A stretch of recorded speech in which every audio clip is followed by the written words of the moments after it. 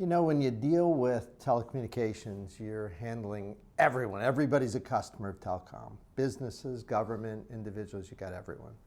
So the narrative that you manage in that kind of industry is a tricky one, because you're not really talking to one segment, you're talking to everybody.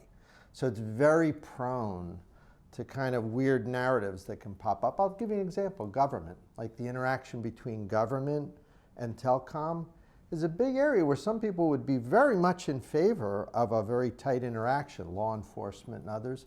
Others might say that's terrible. There might be these conspiracy theories that pop up. So telecom, just by its reach and scope, makes it unbelievably prone to weird or sometimes correct narratives. You don't know. And so that breadth of sort of scale that you have to deal with in terms of customers makes it very difficult to ensure that the kind of narratives that your customers are hearing are accurate and are real, as opposed to something that might be, say, cooked up on social media.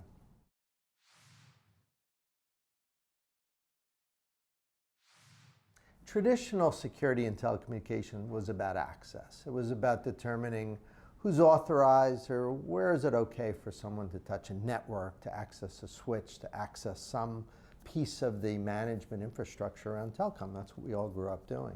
And that's what we call security in telecom.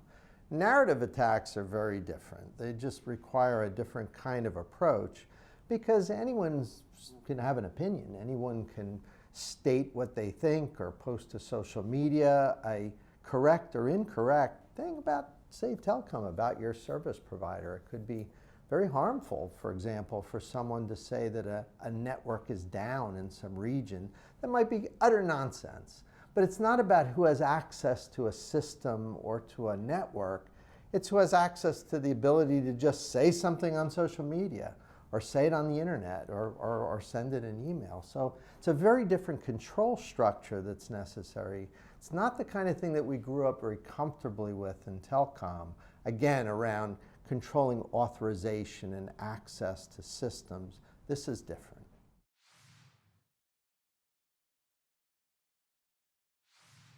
You know, in telecom, the first step toward dealing with narrative attacks, and Blackbird does a nice job in supporting this, is you have to know what's going on. I mean, that's the first thing. You have to be able to identify accurately what's happening. If you don't have that, I'm not really sure where you'd even start, if you really have no baseline.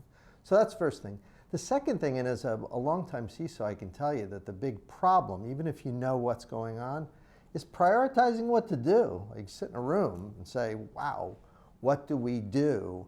And establishing priority demands that you have information, you have facts, so that you can prioritize, decide, build a plan of action. What do we respond to? In what order do we respond? What is meaningful? What's not meaningful? These are the kinds of considerations that we're going to be dealing with narrative attacks. And people listening to me now who grew up with me in cybersecurity are probably laughing, because parts of this are familiar. You know, the idea of prioritizing response, but parts are really different. This is a fundamentally different kind of problem, because again, it's not making decisions about systems that you control. It's a much broader threat. It's a threat that goes outside your traditional boundaries and requires that you do things that are just different than we did when we were growing up in cybersecurity.